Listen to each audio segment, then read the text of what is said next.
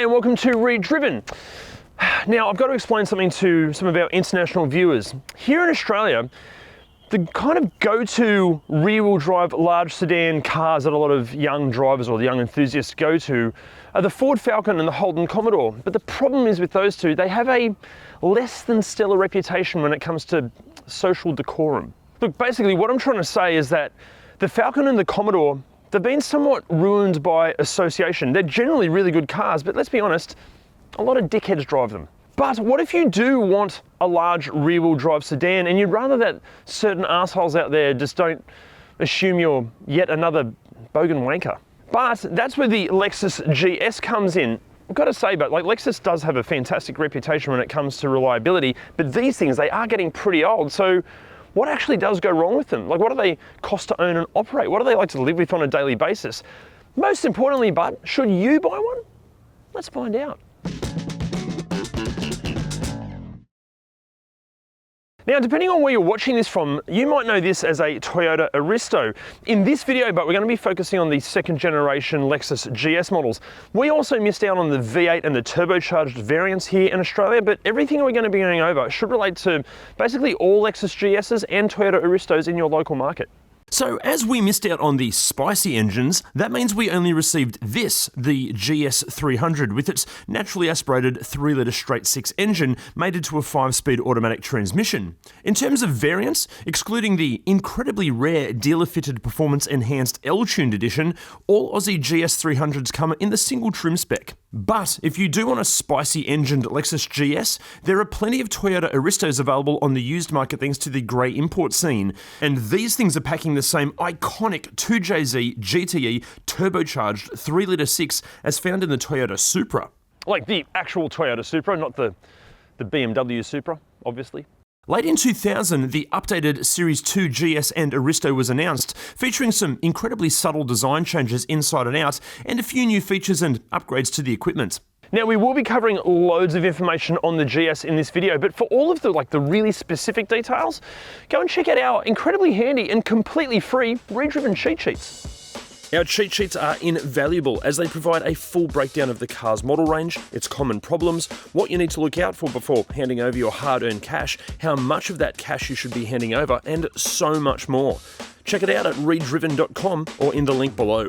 Now, I should mention we're trying to make ReDriven almost like a community-driven platform of information, and we generally find it's those that own these cars that are the true experts. So if you guys have noticed that we've missed something in this video, can you let us know in the comments below so we can all learn from your knowledge and expertise? That'd be sick. Okay, so how's the exterior? Look, from a design aspect, I'm old enough to remember when these things first came out, and back then they did nothing for me at all. In saying that, at that age, I also didn't like red wine or blue cheese, but how things have changed. It still has a bit of a this is granddad's car kind of vibe, but in a sort of a cool way. Also, these things lowered even just a little bit and fitted with some, aftermarket European style wheels, like, some BBS rims. Look awesome. It's funny too, this used to be regarded as like a big sedan. This was like Lexus's big sedan. But compared to a modern day Corolla sedan, this is the exact same height as the modern Corolla sedan. It's that much wider and that much longer. So this is basically the same size as a Corolla sedan. Amazing. Now, as these things have been around for like 20 years and they are getting more and more affordable, we'll get to what they cost later in the video, they are being purchased by more and more younger learner drivers or newer drivers, which means they are more susceptible to some user-generated damage, shall we say. So it's critical that if you are on the market for one of these, or really any used car, you go and check out our Ultimate Used Car Buyer's Guide. The video link is just up there and also in the description. Seriously guys, please watch that before you hand over your money because it could save you thousands of dollars.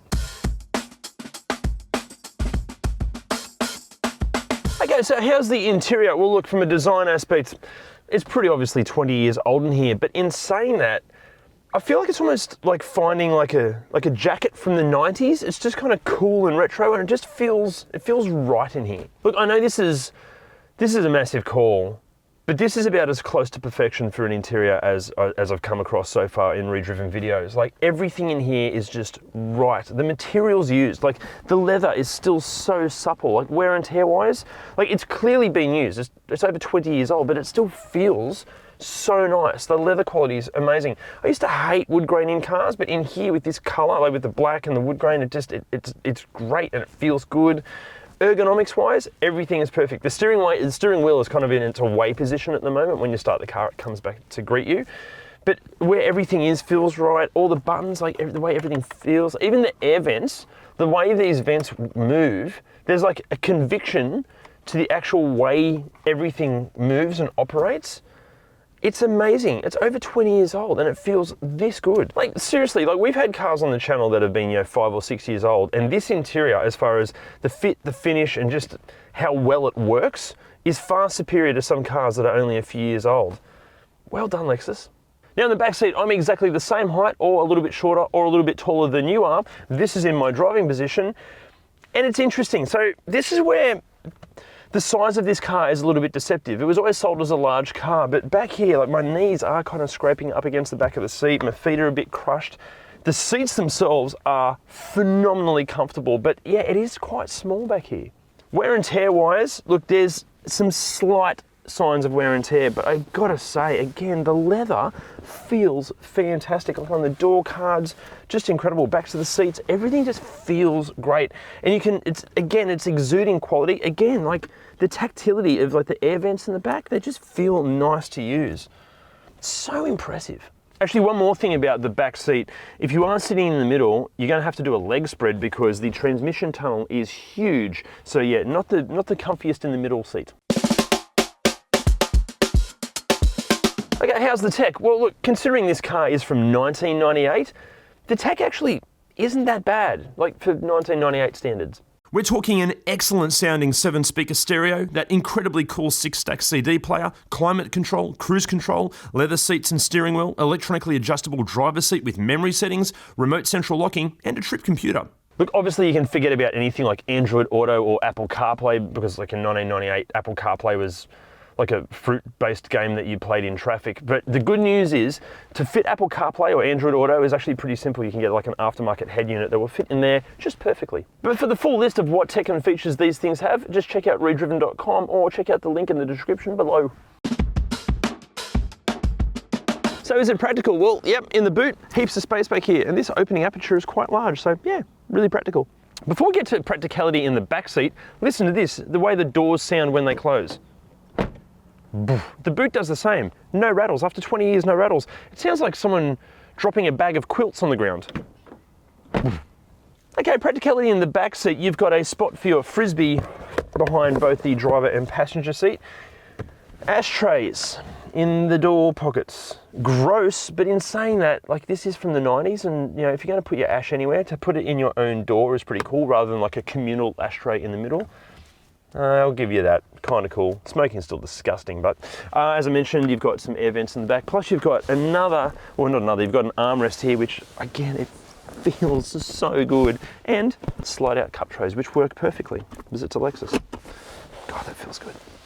And practicality up front, get ready because this is really cool. First of all, you have storage for basically all of Dettol's products here to keep you nice and clean, which is felt lined.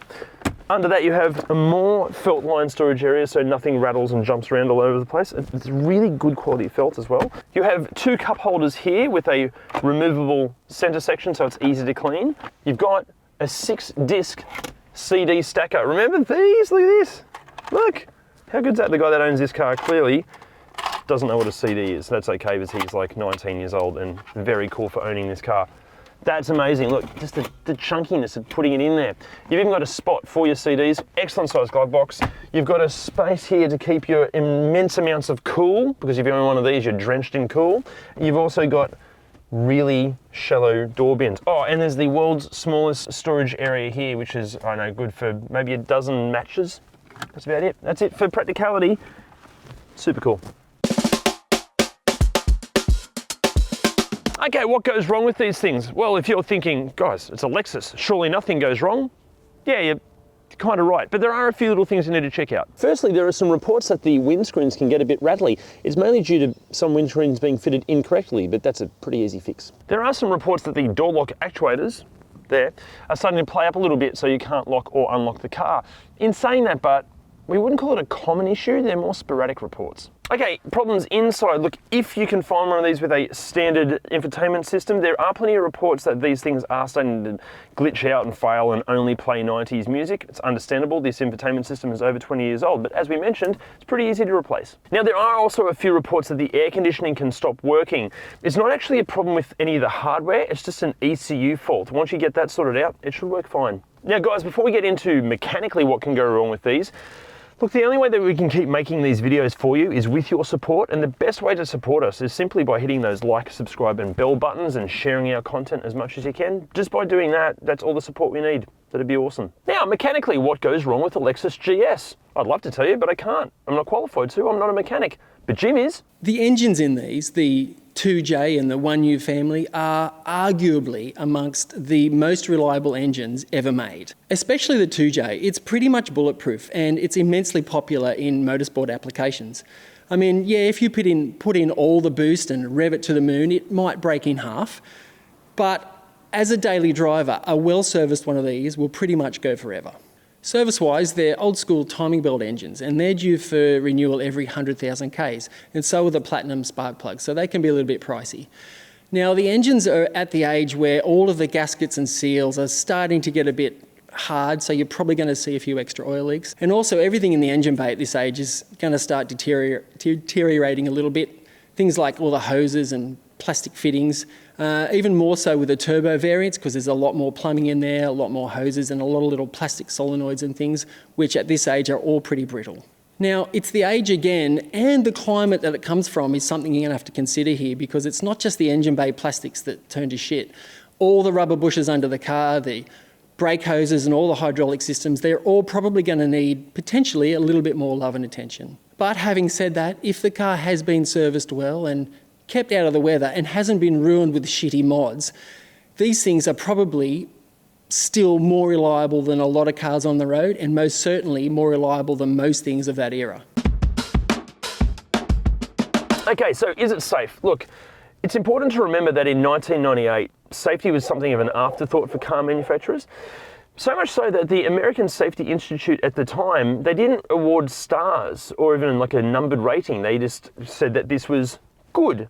I don't know if that meant like good or good. So yeah, no NCAP safety rating at all. But for an overview of what safety features this car does have, there's going to be another voiceover, but this time it's going to be sung in like a 90s kind of Oasis Britpop acoustic style by my friend Mark Wells.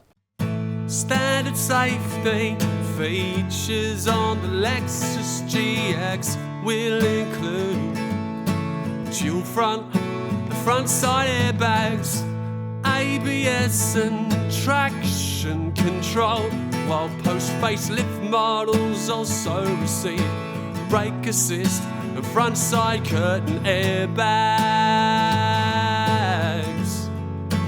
Yeah. Alright. As far as any safety features like, active lane change assist or, emergency braking, anything like that, you're just going to have really good hand-eye coordination. Okay, so what's it like to drive?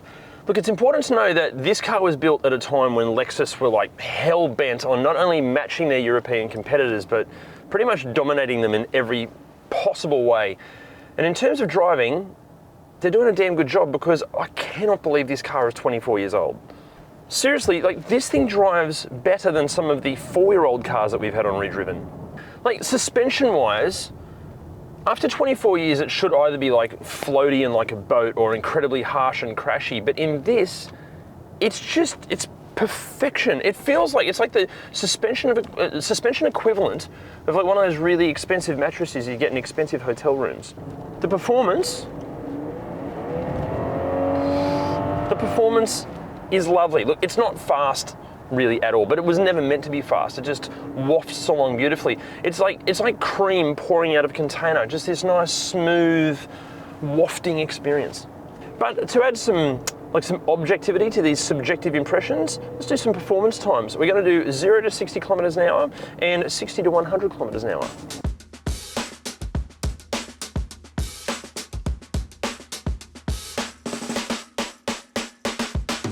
Like, even as far as like noises and rattles and squeaks, the loudest noise in here is the sound of me like squeaking around on these amazing leather seats. There are no rattles, there's no squeaks in here besides me. There's barely any road or wind or engine noise. It's incredible. It's from 1998. How is it this good? And look, it's funny, because I was expecting it to feel like a really big car because, it's a Lexus GS. I was expecting largeness, but because it's basically, as we mentioned, around about the same size as a current Corolla sedan, it doesn't feel big. It's super easy to maneuver. Yeah, it's a breeze. Like, even the steering and the pedal weight is spot on perfect. Like, there's a nice amount of feedback through the steering. It's not too light, it's not too heavy, but then I feel like the spring ratio of the accelerator and even the brake matches the steering, so everything you touch just feels right. So look, overall, what's it like to drive? Look, I'll be honest, I was expecting it to be a pretty nice car to drive, but I cannot get over how good this thing is. Obviously, this is an incredible example of the Lexus GS, and there must be ones out there that are absolute shit shows to drive. Maybe not, because I know after 24 years, I honestly, I know I keep saying it, I cannot get over how good this car is. It's just phenomenal.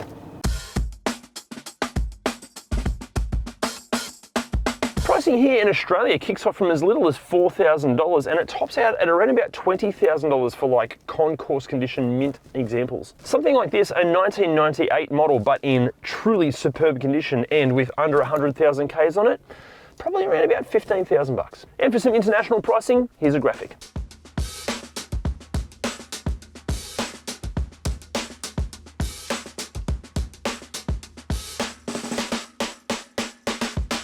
Lexus claims an average fuel consumption figure of about 9.3 litres per 100 Ks, and in our research for this video, we found owners that have claimed figures from 4.5 to 14.5 in the real world. The average of that is 9.5, so pretty much bang on. Lexus offered a warranty on all of these GSs, but it's pointless talking about that because those warranties ran out about 15 years ago. But if you are buying one of these from a dealership and that dealership offers you a used car warranty, be very, very cautious because quite often those used car warranties are not worth the paper they're written on. Servicing is recommended at every 6 months or 10,000 Ks, and if you can find a GS that has been serviced that regularly or you stick to those services, there's every chance that this Lexus GS will outlast even the healthiest of us all. Also, the aftermarket scene surrounding these things is superb. There's so much advice and help out there on the GS, so make sure you join an owners club because they are awesome. Okay, so should you buy one? Simply, yes.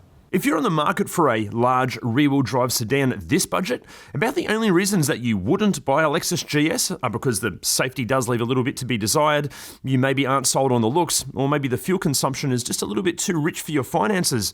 But besides that, the Lexus GS, it's just a no-brainer. But be really, really careful of badly modified or really any modified examples. And even if you're looking at like a concourse condition one with a perfect service history, just make sure you get a pre-purchase inspection done. And again, watch our Ultimate Used Car Buyer's Guide video, which is up there somewhere. But if it checks out on all of those accounts, yep, buy it. Awesome car. These things, they are getting old, so what actually does go right? Fucking idiot. Here we go. So if you've missed something, no you haven't, we have. But for the full list of like what Lexus GS, me. But the, oh, fucking hell, Christ. But for the full list of what tech, what tech and features these have, that's what I'm trying to say. Yeah. Below, remember, hit those like, subscribe, bell buttons, go on, fuck. Okay, so would you buy a Lexus or would you stick with like a Falcon or a Commodore? Let us know in the comments. And remember, can you please hit those like, subscribe and bell buttons and share our content as much as you can? That'd be sick. See you next week.